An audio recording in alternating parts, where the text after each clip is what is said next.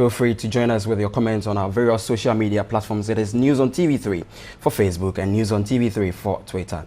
Minister of Trade and Industry Dr. Gabra has observed Ghanaian manufacturers would experience market instability if the interim economic management partnership agreement is signed. Now, he therefore employed them to be competitive to meet conditions of the European market if they want to remain in business. The Economic Partnership Agreement is a scheme intended to create a free trade area between the European Union and the African, Caribbean and Pacific Group of States. But the EU in 2007 introduced an interim economic partnership agreement with interested countries to maintain their trade relations. This was after the initiative faced strong opposition from some member states, including Nigeria. Speaking at the maiden edition of the National Best Trade Facilitation Award in Accra, Minister for Trade and Industry, Dr. Gabra, established the need for Ghanaian manufacturers to be competitive. As the EPA also requires ECOWAS countries to open their markets over a period of time, it is Ghanaian manufacturers, not exporters, who, if they are not competitive, may face challenges from European imports, which may be cheaper, better quality, and more attractive to the consumer. The awards ceremony is expected to encourage the trade facilitation actors to achieve excellence in efficient service provision. One of the core policies of the government is to ensure speedy and efficient clearance of goods, not only at our ports, but also at our borders. Therefore, trade facilitation reforms have been carried out in Ghana over the years, and some of the activities and programs that are taken by the ministry to facilitate trade in the area of connecting ministries, departments and agencies, that's MDAs, border points, freight forwarders and other users to the GCNet system. The event was on the theme Enhancing Efficient and Effective Trade Practices to Promote Growth.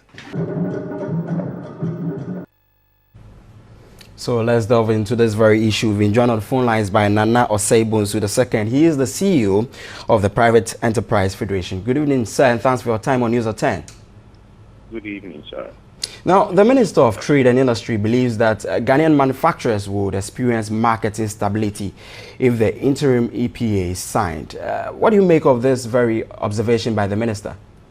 Well, I don't think it's only the manufacturers that are going to be unstable or destabilized by the signing of the EPA, the interim agreement. Everybody else is going to be destabilized because manufacturers have to depend on raw material-based supply by the farmers and the others. So once the manufacturers are being destabilized, they have a repercussions effect on them. So I agree with the minister. But then if that's the case, why do we want to sign? Nobody is against the EPA, but we want to turn a trade agreement into a development agreement. So we have to go to the table to analyze how beneficial that trade agreement would be to our infant industries. So definitely we must have a position. This is a country. It's not ECOWAS. ECOWAS is an association of various countries. So we have to think of ourselves as a country first before we think about ECOWAS benefit. As we look at it. Now, clearly, your outfit is against this very move by government by signing the EPA. Was there any consultation done before these moves were taken? Well, not much consultations. You see, when we say consultations, we don't want consultation. We want to be deeply involved in the negotiations in determining the benefits, the cost-benefit analysis of that. So when we say consultations and I'm invited to the table and told that this is what the EPA stands for and that we're going to sign, this is our position, that is not what we look at. We look at impact analysis as to what is going to happen to the domestic private sector, the indigenous Ghanaian business, the SMEs, not the few foreign companies that are doing business to export to the European market. We hear a whole lot about, loss of jobs by these foreign companies, loss of opportunities. Our products to the EU market is going to be taxed and all. Why are they pushing to come here if our market is so small? Why are they looking for us to come to their market when they know that we don't have the products that can meet their specifications? You can only sell what you produce. and what we produce for the European market. A few things. We're talking about loss of jobs. Aggregate the combination of EU businesses in Ghana that export to the EU market. They don't come to about 100,000 employees. What about the rest of us?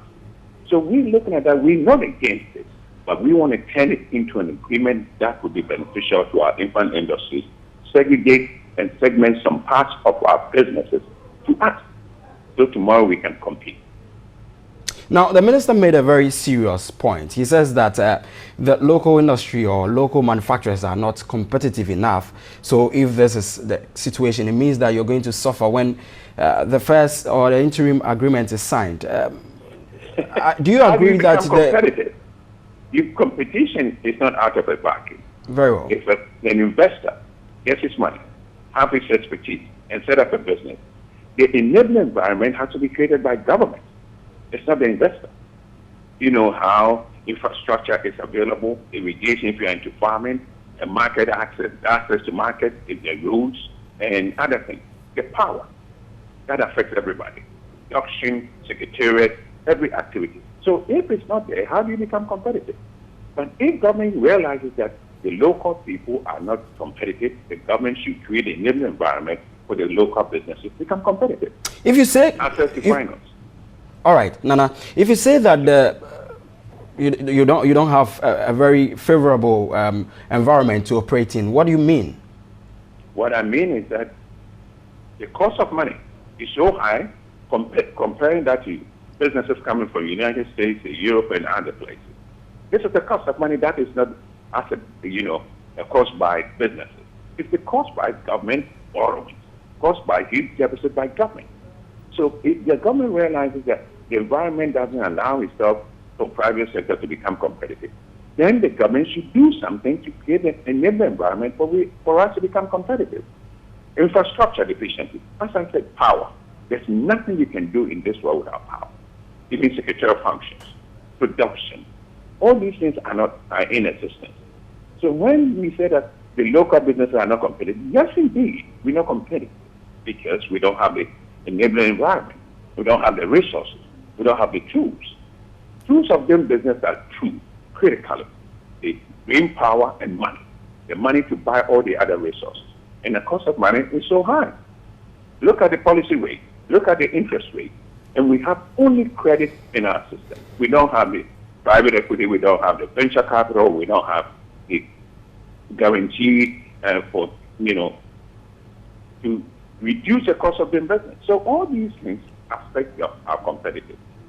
So what we're saying is, yes, indeed, if we're going to sign the EPA, let's sit down. Let's see what it entails. Let's tell you what and areas that we think we can enhance. Various countries are segregating certain sectors from the EPA that they think they have competitive advantage to do tomorrow. Do we have any? Have we sat down to talk to businesses? To know. Some of our members disagree entirely. The majority of our members want to sit down and find out what is involved. Let's talk about it.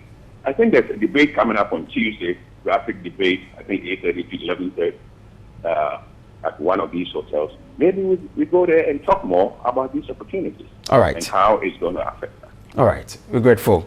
We're grateful that you joined us on News at 10 tonight. Nana Osei-Bonsu II is the CEO of the Private Enterprise Federation of Ghana. That's how we wrap up Big One on News at 10.